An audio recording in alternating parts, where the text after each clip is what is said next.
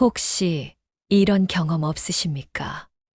나는 좋은 뜻으로 한 이야기인데 사람들은 어느새 나를 피하고 있습니다. 분명히 분위기를 즐겁게 만들려고 애썼는데 중요한 자리에는 정작 내 이름만 빠져 있습니다. 겉으로는 모두가 웃으며 내 이야기에 고개를 끄덕여 주지만 돌아서면 아무도 나를 진지하게 대하지 않는 것 같은 그 서늘한 느낌. 왜 그럴까요? 그것은 당신의 마음이 틀려서가 아닙니다. 어쩌면 당신의 말그릇이 너무 얕고 넓어서 소중한 복과 신뢰를 담아내지 못하고 계속 흘려보내고 있었기 때문일지도 모릅니다. 오늘 저는 말이 많아질수록 복이 달아나는 무서운 이유와 반대로 침묵을 통해 더 큰 신뢰와 기회를 얻는 어른의 지혜에 대해 이야기하고자 합니다. 이 영상을 끝까지 보시면 더 이상 애써 말하지 않아도 사람이 따르고 가만히 있어도 존중받으며 나의 모든 관계가 편안해지는 놀라운 변화를 경험하게 되실 겁니다. 안녕하세요. 제 이름은 박서윤입니다. 80해라는 시간 동안 눈에 보이지 않는 사람의 마음을 들여다보는 심리학자로 살아왔습니다. 80년을 살며 얻은 지혜를 나눠드릴 테니 구독과 좋아요 한번 꾹 눌러주세요. 그럼 지금 바로 이야기를 시작하겠습니다. 첫 번째는 말이 많을수록 복이 달아나는 5가지 이유입니다. 첫째, 말이 길어질수록 신뢰는 조용히 무너집니다.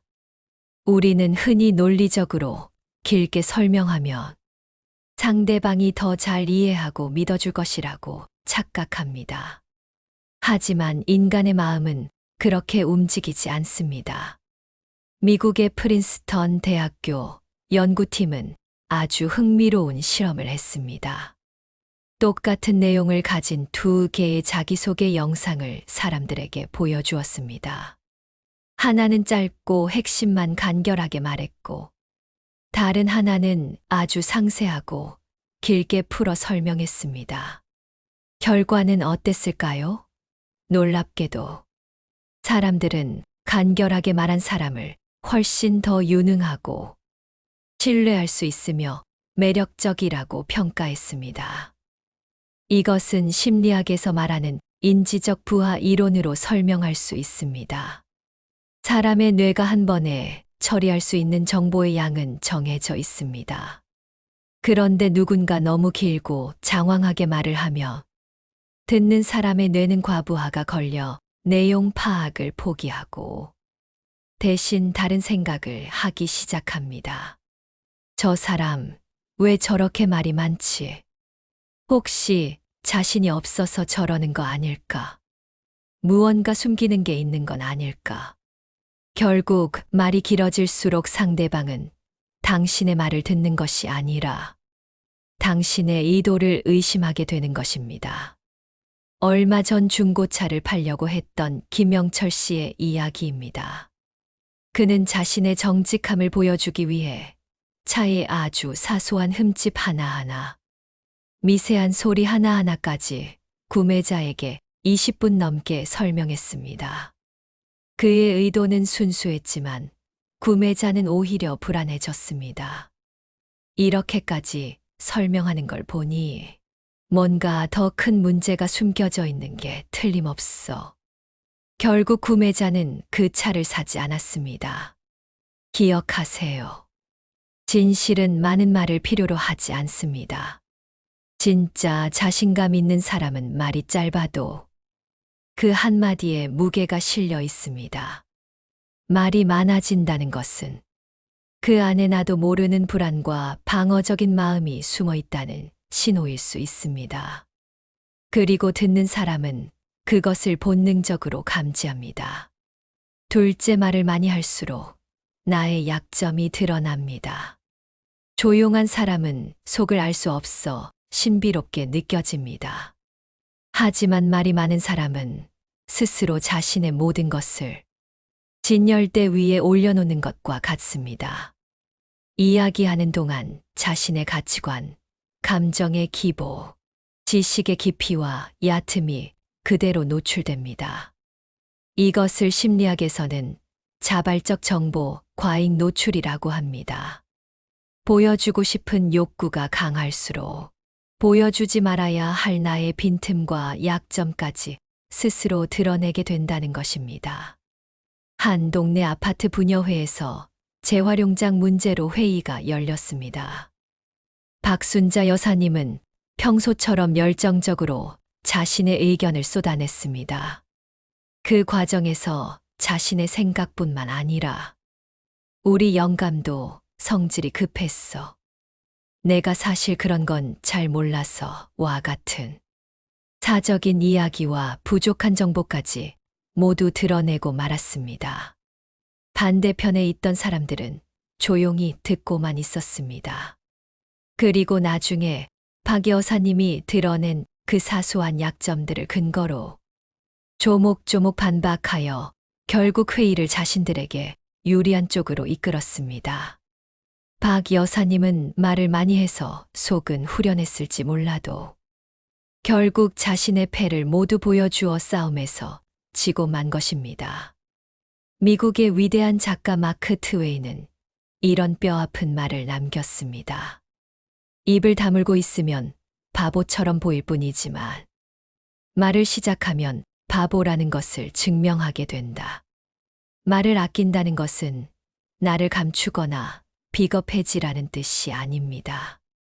상대방에게 나의 모든 것을 평가받을 필요 없이 내가 드러내고 싶은 순간까지 나의 가치를 지혜롭게 지키겠다는 전략입니다.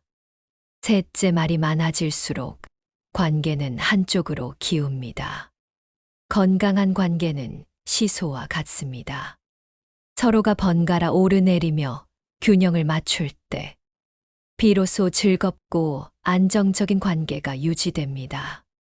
하지만 대화에서 한쪽만 계속 말을 한다면 그 시소는 한쪽으로 완전히 기울어져 듣는 사람은 땅에 처박히는 듯한 불쾌함과 무시당하는 느낌을 받게 됩니다. 심리학에서는 이를 에너지 뱀파이어 현상이라고도 합니다. 듣는 행위는 생각보다 많은 정신적 에너지를 필요로 합니다. 그런데 말이 많은 사람은 상대방의 에너지를 일방적으로 빼앗아가면서도 정작 상대방이 자신의 이야기를 통해 에너지를 채울 기회는 주지 않습니다. 두 친구가 오랜만에 만나 커피를 마셨습니다. 한 친구는 최근 겪었던 힘든 일들을 2시간 내내 쉬지 않고 쏟아냈습니다. 다른 친구는 그저 고개를 끄덕이며 들어주기만 했죠. 헤어질 때 말을 많이 한 친구는 내 덕분에 속이 다 후련하다며 가벼운 발걸음으로 돌아갔지만 듣기만 한 친구는 온몸의 기운이 다 빠져 다음에는 그 친구를 만나기가 두려워졌습니다. 그들의 만남은 더 이상 우정이 아니라 한쪽만 베푸는 감정 노동이 되어버린 것입니다. 말이 많은 사람은 자신이 대화의 중심에 서서 분위기를 이끌고 있다고 착각합니다. 하지만 현실에서는 듣는 사람들의 마음 속에서 조용히 고립되어 가고 있다는 사실을 깨닫지 못합니다. 진정한 관계는 말의 양을 나누는 것이 아니라 서로의 마음이 쉴 수 있는 여백을 나누는 것입니다. 넷째, 말이 많으면 들을 기회를 잃고 배우지 못합니다. 우리는 대화를 통해 새로운 정보를 얻고 다른 사람의 생각을 배우며 성장합니다. 하지만 말을 많이 하는 사람은 이 소중한 배움의 기회를 스스로 차단해 버립니다. 끊임없이 말을 하는 동안 그의 귀는 닫혀 있기 때문입니다. 이것은 정보 수집의 실패로 이어집니다. 은퇴 후 새로운 투자를 고민하던 이정우 씨는 그 분야에서 성공한 오랜 친구를 찾아갔습니다.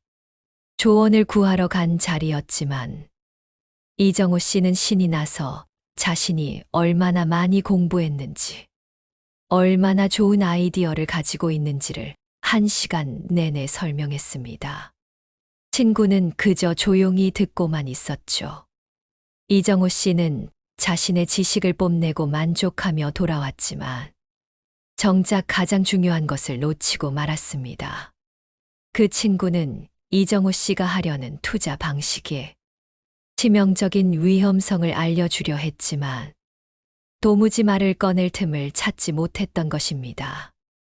결국 이정호 씨는 자신의 말에 도취되어 귀한 조언을 들을 기회를 스스로 날려버리고 큰 손해를 보게 되었습니다. 지혜로운 사람은 자신의 입을 통해 지식을 뽐내는 사람이 아니라 다른 사람의 입을 통해 지혜를 얻는 사람입니다. 세상의 모든 중요한 정보와 기회는 내가 말하는 동안에는 결코 들을 수 없습니다. 오직 나의 입을 닫고 귀를 열었을 때 비로소 우리에게 다가옵니다. 5째 말이 많으면 결국 복도 멀어집니다. 옛 어른들은 복은 고요한 곳에 깃든다고 말씀하셨습니다. 이것은 단순한 미신이 아닙니다. 귀한 인연, 좋은 기회, 그리고 인생의 복은 시끄럽고 요란한 곳을 좋아하지 않습니다. 생각해 보세요. 당신이 누군가에게 중요한 부탁이나 제안을 하려 할 때, 쉴 새 없이 자기 말만 하는 사람과 조용히 당신의 말을 경청하며 무게감 있게 듣는 사람 중 누구를 찾아가겠습니까? 한 회사의 현명한 회장님이 후계자를 정하기 위해 2명의 후보를 오랫동안 지켜보았습니다. 한 후보는 매우 똑똑하고 열정적이었어. 회의 때마다 자신의 의견을 가장 먼저 그리고 가장 길게 이야기했습니다. 다른 후보는 늘 조용히 모든 사람의 의견을 들은 뒤 마지막에 짧지만 핵심을 짚는 한두 마디만 덧붙였습니다. 결국 회장님은 조용한 후보를 선택했습니다. 그리고 이렇게 말했습니다. 진정한 지도자의 역할은 자신이 말을 많이 하는 것이 아니라 다른 사람들의 지혜가 흘러나올 수 있도록 깊고 넓은 그릇이 되어주는 것이다. 말이 많은 사람은 당장은 눈에 띄고 활발해 보일 수 있습니다. 하지만 시간이 지날수록 사람들은 그를 가볍다, 신중하지 못하다, 깊이가 없다고 판단하게 됩니다. 그리고 좋은 기회가 생겼을 때 그를 가장 먼저 떠올리지 않게 됩니다. 복은 말 많은 사람의 입을 통해 들어오는 것이 아니라 말을 아끼는 사람의 고요한 마음밭에 조용히 씨앗을 내립니다. 2번째는 침묵으로 복을 부르는 5가지 지혜입니다. 지금까지 말이 많으면 왜 사람도, 기회도, 복도 멀어지는지를 알아보았습니다. 하지만 너무 자책하지는 마세요. 이제부터는 반대로 당신의 한마디 한마디에 힘을 싣고 사람의 마음을 얻으며 복을 끌어당기는 구체적인 방법을 알려드릴 겁니다. 첫째, 공감의 한마디, 그 마음, 저도 알 것 같아요. 사람의 마음을 여는 데는 100마디의 화려한 말이 필요한 것이 아닙니다. 그저 상대의 마음을 알아주는 따뜻한 한마디면 충분합니다. 누군가 힘든 이야기를 털어놓을 때, 나도 예전에 말이야 하며 내 경험을 늘어놓지 마세요. 그 대신 그의 감정을 그대로 읽어주는 거울이 되어주세요. 밖에서 그런 소리까지 들어가면서 일하시니 정말 고생이 많으시겠어요. 자식 일 때문에 속상해서 밤잠 설치셨겠네요. 그 마음 저도 알 것 같습니다. 심리학자 칼 로저스는 인간이 가장 깊은 위로를 받는 순간은 해결책을 들었을 때가 아니라 내 마음을 있는 그대로 공감받았을 때라고 말했습니다. 말을 줄이고 그 빈자리를 따뜻한 공감의 한마디로 채워보세요. 그 한마디가 당신을 그 사람의 인생에서 가장 지혜로운 사람으로 기억되게 할 것입니다. 둘째 황금 질문은 요즘 마음을 가장 무겁게 하는 것은 무엇인가요? 대화의 주도권은 말을 많이 하는 사람이 아니라 좋은 질문을 하는 사람에게 있습니다. 조언하고 평가하려는 욕구를 잠시 내려놓고 상대방의 마음속 이야기를 꺼낼 수 있는 황금 질문을 던져보세요. 무뚝뚝한 자녀와 대화가 어렵다면 너는 왜 그렇게 말이 없니? 라고 다그치지 마세요. 대신 요즘 내 마음을 가장 무겁게 하는 건 뭐니? 아빠 엄마가 그냥 한번 들어주고 싶어서 하고 조용히 물어보세요. 질문은 상대방에 대한 가장 깊은 존중의 표현입니다. 나는 당신의 이야기가 궁금합니다. 당신은 나에게 중요한 사람입니다. 라는 메시지를 전달하기 때문입니다. 철학자 소크라테스는 질문을 통해 진리를 찾아갔습니다. 우리 또한 좋은 질문을 통해 관계의 진심을 찾아갈 수 있습니다. 셋째는 말의 밀도 짧을수록 더 강하게 기억됩니다. 사람들은 길고 화려한 말을 기억하지 못합니다. 짧고 진솔하며 핵심이 담긴 말을 기억합니다. 친구가 나 요즘 사는 게 너무 힘들어라고 말할 때 장황한 위로의 말을 늘어놓지 마세요. 그저 친구의 눈을 바라보며 이렇게 한마디만 건네보세요. 괜찮아. 너는 잘하고 있어. 그리고 나는 지금도 내 편이야. 말이 짧아질수록 그 말에 담긴 진심의 밀도는 높아집니다. 그리고 그 높은 밀도의 한마디가 상대방의 가슴에 오래도록 남아 힘이 되어줍니다. 미국의 명연설가 윈스턴 처칠은 좋은 연설은 시작과 끝이 인상적이고 그 사이가 최대한 짧은 연설이다라고 말했습니다. 우리의 일상 대화도 마찬가지입니다. 넷째, 따뜻한 침묵말보다 더 깊은 위로. 누군가가 깊은 슬픔에 빠져 울고 있을 때 우리는 너무 쉽게 울지 마, 괜찮아, 힘내라고 말하려 합니다. 하지만 때로는 그 어떤 말보다 그저 말없이 곁을 지켜주는 따뜻한 침묵이 가장 큰 위로가 됩니다. 친한 친구가 배우자와 사별하여 고통스러워할 때 찾아가서 아무 말 없이 손을 잡아주고 함께 울어주고 등을 토닥여주는 것. 이 침묵의 시간은 내가 너의 아픔과 함께하고 있다는 것을 그 어떤 말보다 더 강력하게 전달합니다. 말로 하는 위로는 쉬울 수 있습니다. 하지만 말없이 고통의 시간을 함께 견뎌주는 것은 진정한 마음이 없으면 불가능한 일입니다. 다섯째, 마지막 말의 여운. 당신의 품격은 마지막 말에 남습니다. 사람은 대화의 전체 내용보다 가장 마지막에 들었던 말과 감정을 가장 오래 기억한다고 합니다. 이를 심리학에서는 종결 효과라고 합니다.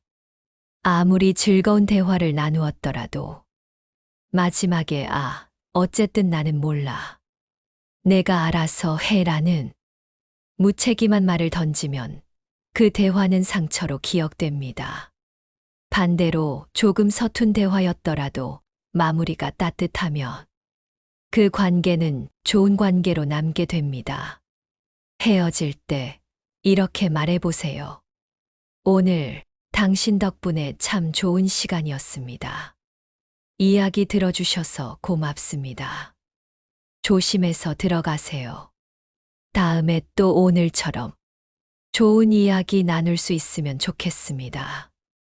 이 따뜻한 마지막 한마디가 당신이라는 사람의 품격을 결정하고 상대방이 당신을 다시 찾고 싶게 만드는 여운을 남깁니다. 복은 바로 그 따뜻한 여운의 끝에 머무는 법입니다. 당신의 침묵은 깊은 바다와 같습니다. 오늘 우리는 말이 많아질수록 멀어지는 것들과 반대로 침묵을 통해 더 깊어지는 것들에 대해 함께 이야기를 나누었습니다. 어쩌면 우리는 그동안 사랑을 전하고 싶어서, 관계를 붙잡고 싶어서, 혹은 불안한 마음을 감추고 싶어서 너무 많은 말을 해왔는지도 모릅니다. 하지만 너무 자책하지 마세요. 그것 또한 우리의 서툴지만 진실했던 마음의 표현이었을 테니까요. 오늘 이야기의 진짜 의미는 말을 줄이라는 경고가 아니라 이제는 다른 방식으로도 충분히 마음을 전할 수 있다는 따뜻한 권유입니다. 공감해주는 한마디, 조용히 묻는 질문, 말 대신 함께 있어 주는 침묵, 짧지만 따뜻한 마무리의 말. 그렇게 달라진 당신의 말 그릇에는 이전에는 담지 못했던 깊은 신뢰와 따뜻한 인연과 그리고 잔잔한 복이 서서히 차오르기 시작할 것입니다. 기억하세요. 당신의 침묵은 비어 있는 것이 아닙니다. 그것은 모든 것을 담을 수 있는 깊고 넓은 바다와 같습니다. 오늘도 함께 해주셔서 고맙습니다. 여러분의 생각은 어떠신지, 또 어떤 경험이 있으신지 댓글로 이야기를 나눠주신다면 저에게도 다른 누군가에게도 큰 배움이 될 것입니다. 이 영상을 소중한 분들에게도 공유해 주시고 구독과 좋아요로 박여사를 응원해 주신 여러분께 깊은 감사를 드립니다. 다음 영상에서도 여러분의 마음을 안아드리는 지혜로운 이야기로 다시 찾아뵙겠습니다.